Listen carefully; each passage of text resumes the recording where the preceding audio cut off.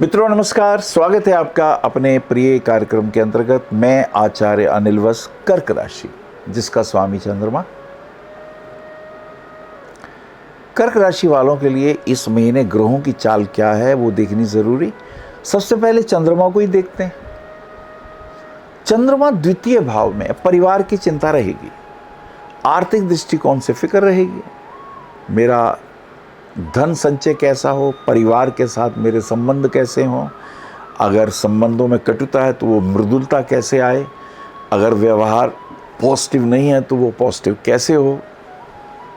क्योंकि इस चंद्रमा जो कि सूर्य के साथ है, अमावस्या योग बना रहा है और इस पे शनि का एस्पेक्ट है। शनि सप्तमेश और अष्टमेश होकर बहुत अच्छा रोल नहीं करते कर्क लग्न वालों के लिए।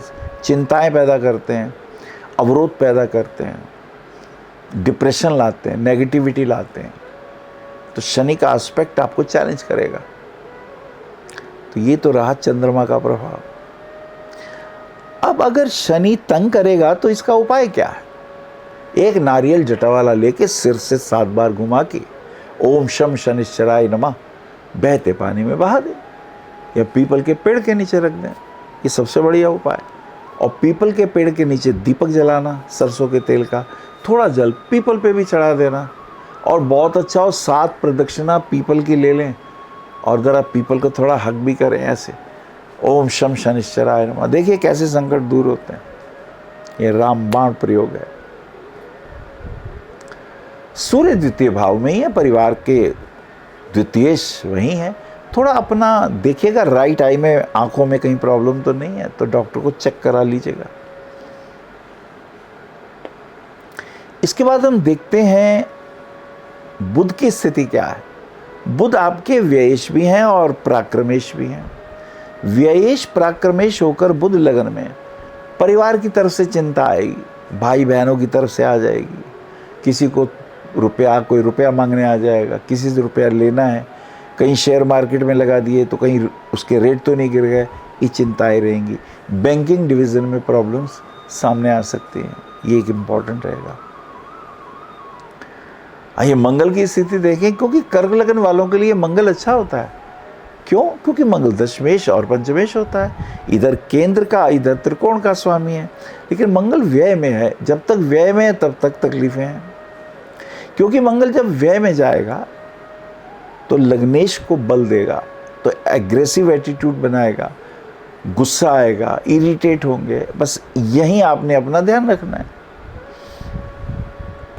मंगल चौथी दृष्टि से भाई बहनों को प्रभावित करेगा, वहाँ क्रोध, आवेश, कष्ट की स्थितियाँ बना सकते हैं।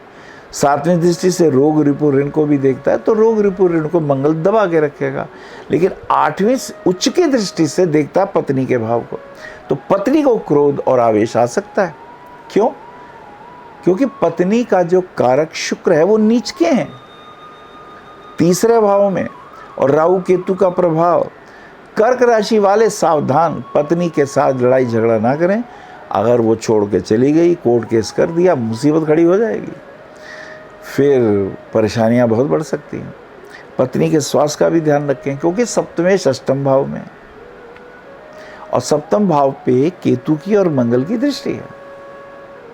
ये इरिटेट करता है गृहस्थी के संबंधों को, पति पत्नी के संबंधों को, तो इसका ध्यान रखिएगा। शुक्र को देखते हैं जो कि चतुर्थेश आपके मन के कारक है और आयेश भी हैं 11वें भाव के कारक। वो 3रे भाव में नीच के होके बैठे हुए हैं। अब यहाँ एक और भी नुकसानदेह योग कर्क राशि वालों को मैं पहले से ही चेतावनी दे देता हूँ। कहीं प्रॉपर्टी में रुपया न लगाएं। अगर कोई व्यक्ति कहे भी 2-4 साल में मकान देंगे, वो भाग जाएगा पैसे लेके, लॉस होगा आपको, तो बी अलर्ट। पैसा दें तभी मकान लें, या दिया तो उसमें एंटर कर जाएं। स्त्री के कारण हानि के योग बने हुए हैं। यदि lord of 11th house goes to the 3rd house तो धोखा छल हो जाता है प्रॉपर्टी के कार्यों में, इसका ध्यान रखिएगा।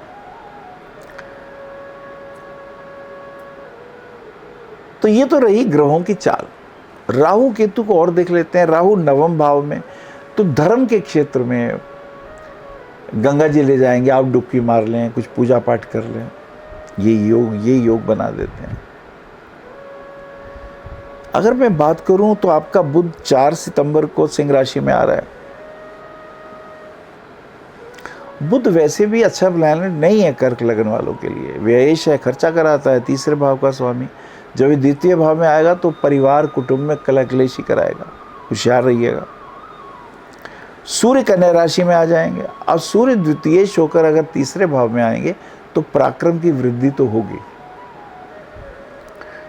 शुक्र तुला राशि में प्रवेश करेंगे, ये अच्छा है। अगर घर में स्त्री के कारण संकट और कष्ट हैं तो अब ये कम होंगे। डेट कौन सी है? 18 सितंबर। That is a good news.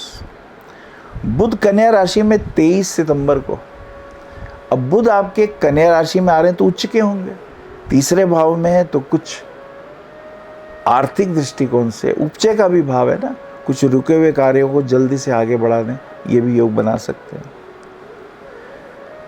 श्राद्ध 18 सितंबर से लेके 2 अक्टूबर तक है। जो थे कभी जीवित हमारे आदरणीय जन, अब वो नहीं है, तो उनके लिए श्राद्ध करना, तर्पण करना, जलांजलि देना, ब्राह्मण को भोजन कराना, ये आप कार्य कर सकते हैं। अच्छा, पुखराज रत्न 5.25 रत्ती का इंडेक्स फिंगर में पहन सकते हैं, मोती भी पहन सकते हैं गले में 6.5 से 7 कैरेट का, वो आपके लिए शुभ है। मूंगा भी पहन सकते हैं 5.25 रत्ती का रिंग फिंगर में, ये आपके लिए शुभ है। अच्छा, रामायण का रोज पाठ करना आपके लिए अत्यधिक शुभ है। नमस्कार। आप आचार्य श्री अनिल वत्स जी के आध्यात्मिक प्रवचन, ध्यान व ज्योतिष संबंधी मासिक राशि फल फेसबुक, यूट्यूब, www.astroanilvats.com पर भी देख सकते हैं।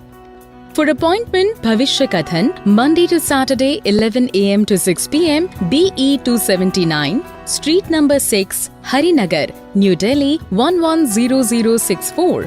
Phone number 98917 39999 98181 89993 981 088 7002 886 000 6030.